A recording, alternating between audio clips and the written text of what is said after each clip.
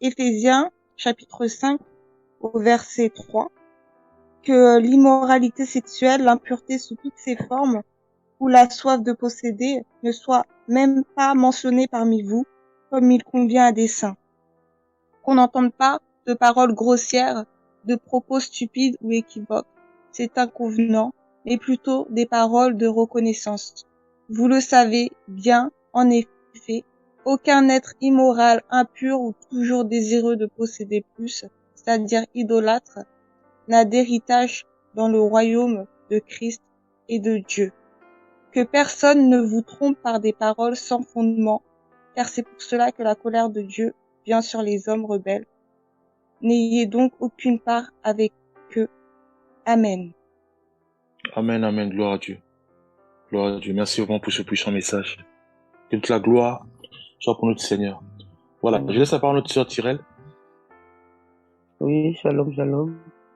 Moi, je vais partager pour la gloire de Dieu. On va aller dans Hébreux 1, 3. Et qui, étant le reflet de sa gloire et l'empreinte de sa personne, et soutenant toutes choses par sa parole puissante, a fait la purification des péchés et s'est assis à la droite de la majesté divine dans les lieux très hauts. On va continuer encore. On va aller parler toujours de la gloire de notre Seigneur Jésus-Christ. On va aller dans Ésaïe 49, 3.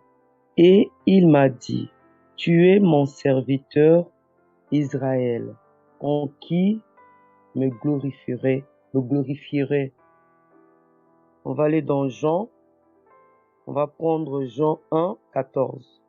Et la parole a été faite chair, et elle a habité parmi nous, pleine de grâce et de vérité. Et nous avons contemplé sa gloire, une gloire comme la gloire du Fils unique venu du Père. Continue. On va encore aller dans Jean 13, 31. Lorsque Judas fut sorti, Jésus dit, maintenant le Fils de l'homme a été glorifié et Dieu a été glorifié en lui. On va prendre 2 Corinthiens 4, 6. Car Dieu qui a dit, la lumière brillera du sein des ténèbres, a fait briller la lumière dans nos cœurs pour faire resplendir la connaissance de la gloire de Dieu sur la face de Christ. On va prendre 2 Pierre 1, 17. Car il a reçu de Dieu le Père honneur et gloire, quand la gloire magnifique lui fit entendre une voix qui disait, celui-ci est mon Fils, bien-aimé, en qui j'ai mis toute mon affection. Voilà, c'est ce que je voulais partager ce matin. Amen. Amen, amen, gloire à Dieu. Donc, il y a la sœur Olga qui nous envoie aussi 2 versets. Donc, c'est Matthieu 7, 7 et Psaume 23. D'accord. Voilà. Donc, moi aussi, je vais partager. Donc, je vais partager sur Galates 5, versets 16 à 17. On connaît tous. Donc, je vais lire. Je dis donc, marchez selon l'esprit, et vous n'accomplirez pas les désirs de la chair. Car la chair a des désirs contraires à ceux de l'esprit, et l'esprit en a de contraires à ceux de la chair. Ils sont opposés entre eux afin que vous ne fassiez point ce que vous voudriez. Voilà, ici le Seigneur nous donne les clés qui consistent à mieux vivre sur terre, qui consistent à mieux préparer l'acquisition de notre salut auprès du Seigneur. Il nous demande de marcher simplement selon l'esprit. Il nous dit de ne pas accomplir les désirs de la chair. Il nous dit que l'esprit a des désirs qui sont contraires à ceux de la chair. Dieu nous donne des clés. C'est vrai que c'est difficile de discerner quels sont les désirs de la chair et c'est quoi l'esprit, comment marcher selon l'esprit. Voilà nous. Donc, nous savons tous que Jésus-Christ dira à ses disciples que je m'en vais au Père, mais je ne laisse pas orphelin. Et le Saint de Dieu viendra à vous et il vous enseignera. Le même esprit va nous rappeler les paroles de Christ. Et nous savons tous que les paroles de Christ sont esprit et vie. Et voilà la mission du Saint-Esprit. Et Dieu nous demande de marcher selon l'esprit. Donc le but consiste simplement à crier à notre Seigneur de manière à ce que nous puissions réellement être orientés par son Esprit Saint, de discerner sa voix et de se laisser conduire par le Saint-Esprit. Et ce qui est bien, c'est qu'en fait, on a aussi un autre indicateur qui parle la chair. Dieu nous dit simplement de ne pas marcher, de ne pas accomplir les désirs de la chair. C'est vrai, on peut cerner c'est quoi les désirs de la chair. C'est quoi? C'est nous, en fait. C'est quand nous convoitons, c'est les désirs de la chair. C'est quand nous marchons selon nos 5 sens, c'est les désirs de la chair. C'est quand nous manifestons l'orgueil, la haine. Voilà. Donc à ce moment-là, nous pouvons déjà dire que Dieu nous interdit de ne pas surtout accomplir les désirs de la chair. Donc nous ne pouvons plus jamais sortir des gros mots, nous ne pouvons plus jamais marcher selon la convoitise de nos yeux. C'est-à-dire que quand nous voyons par exemple un frère acheter par exemple on va dire un jet privé, comme c'est dans la mode, un jet privé, donc on peut plus nous laisser orienter pour acheter aussi un jet privé. Pourquoi? Parce qu'on veut aller très vite dans telle nation, aller très vite pour soit faire la fête de nation en nation, voilà. Donc ou même montrer qu'on a acheté, on a aussi un jet privé. Ça peut être une voiture, ça peut être un bateau, voilà. Ça peut être, voilà. Donc ça, c'est marcher selon les désirs de la chair, dans notre impulsion. On voit par exemple quelque chose, on veut l'avoir, un peu comme un enfant. Quand tu vois un bonbon, il veut absolument avoir ce bonbon. Quand tu vois à côté un petit gâteau, il veut absolument avoir un petit gâteau. En fait, l'enfant est conduit par les désirs de sa chair. C'est par rapport à sa vue.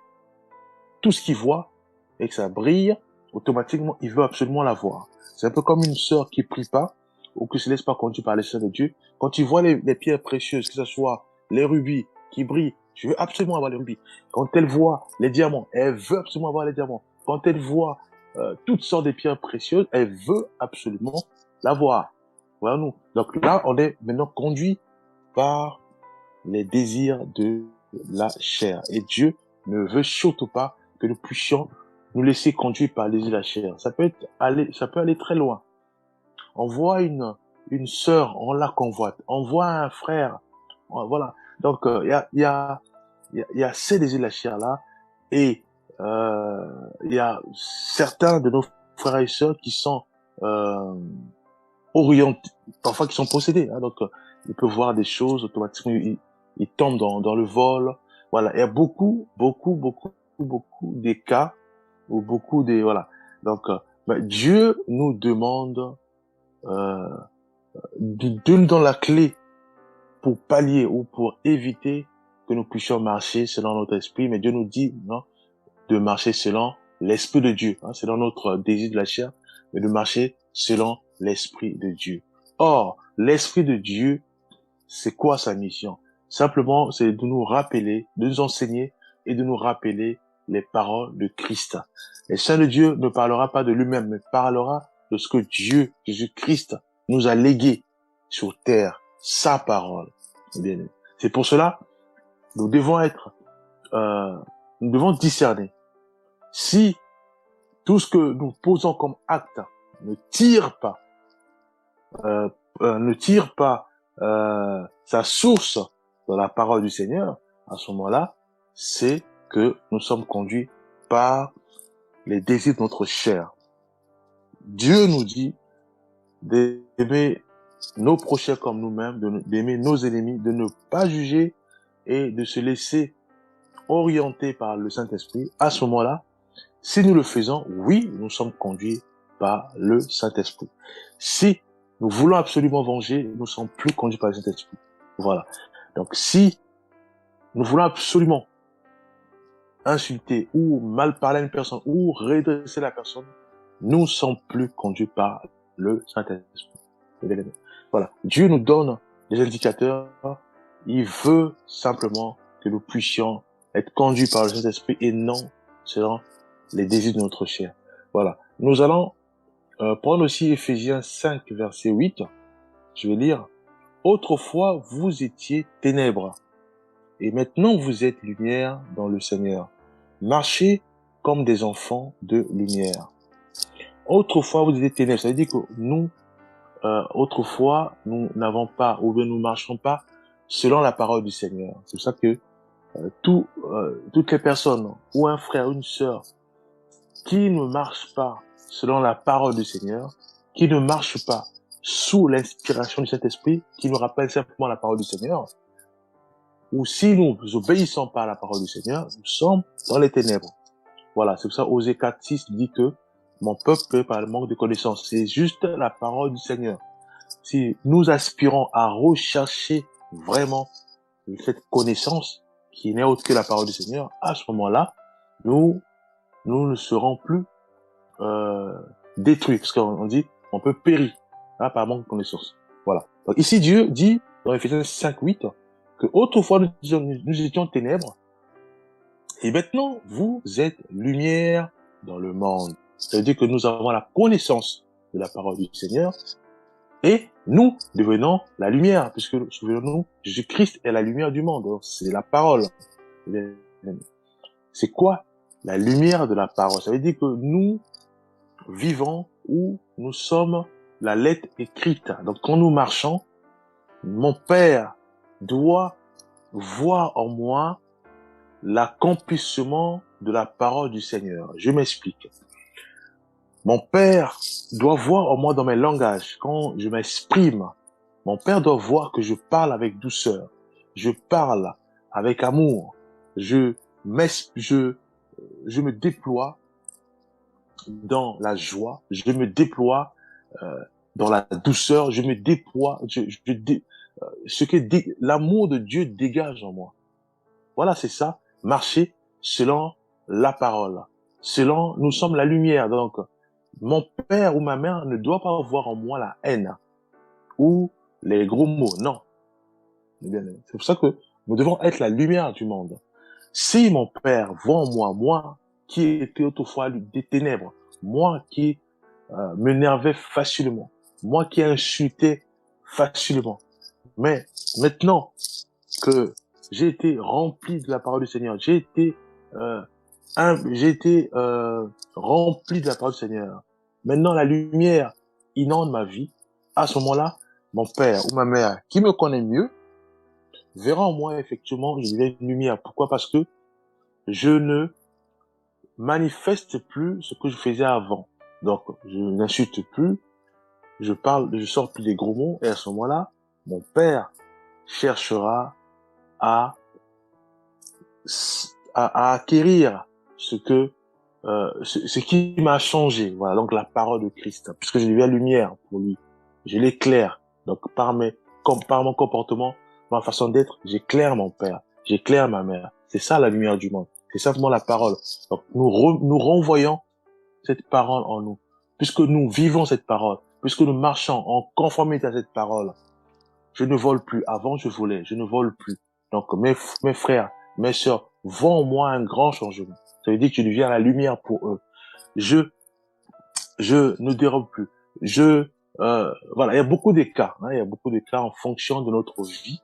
Alors, ça peut être que je ne bagarre plus. Ça peut être voilà, je ne suis plus renfermé, où je suis plus isolé. Il y a beaucoup de cas. Voilà, Dieu, mes voisins, mes proches voient en moi, ou même Dieu voit en moi que maintenant je marche selon sa parole. À ce moment-là, je deviens la lumière du monde. Je deviens la lumière pour mes frères. Je deviens la lumière pour ma mère. Je deviens la lumière pour mon époux, pour mon épouse, pour mes enfants. Voilà, c'est très important.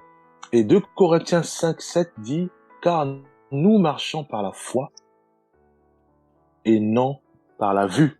Eh bien, voilà.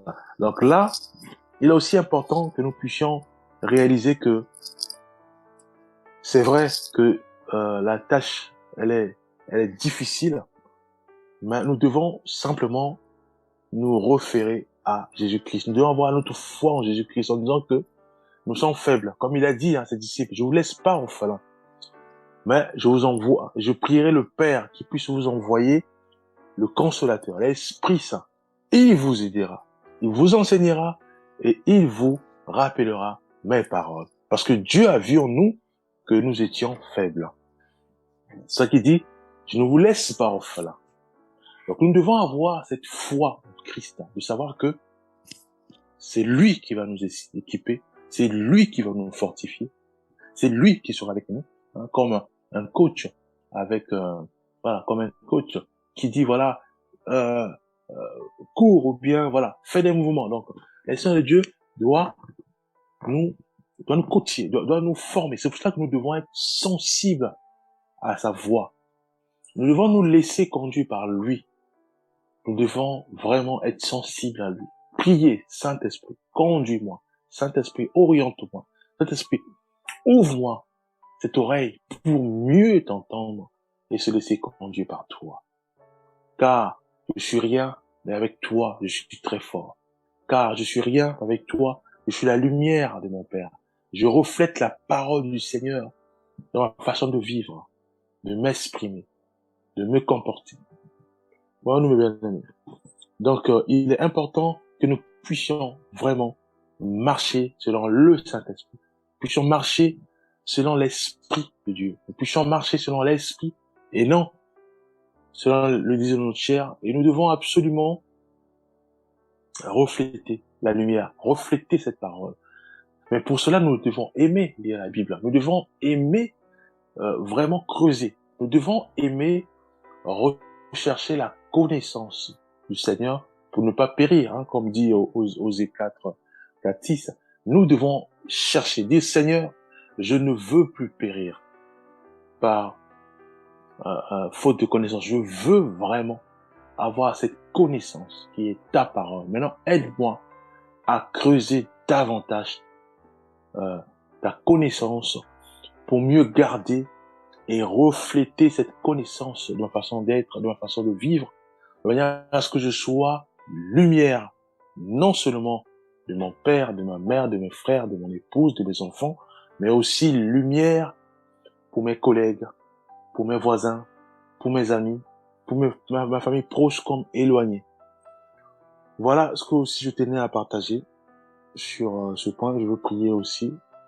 Père, nous te rendons grâce, nous te bénissons, parce que tu veux, Père, que nous ne puissions plus stagner au lait, mais que tu veux, Père, que nous puissions marcher et aller à la nourriture solide. Oui, Père, tu veux pas que nous puissions retomber sur un péché. Tu veux pas que nous puissions revenir sur ce que nous avons vomi, comme dit ta parole. Mais tu veux, Père, que nous puissions arriver à la maturité, que nous puissions manger de la nourriture solide, que nous puissions arriver à la stature parfaite de Christ. Tu veux, Père, que nous puissions avancer. Aide-nous, ô Éternel des armées, vraiment, à faire un mouvement, que nous puissions marcher, avancer, de manière à nous détacher de toutes ces choses qui nous tirent au lait. Nous voulons, Père, creuser ta connaissance. Nous voulons, Père, manifester ta connaissance. Nous voulons, Père, être la lumière du monde, la lumière de nos frères, la lumière de nos pères, la lumière de nos sœurs, la lumière, Père, de nos enfants, la lumière de nos époux, la lumière du monde. De manière, Père céleste, à trouver digne à tes yeux, à trouver digne devant toi. Père, nous croyons que tu vas nous aider par ton Esprit Saint, au nom puissant de Jésus-Christ. Nous avons ainsi prié. Amen.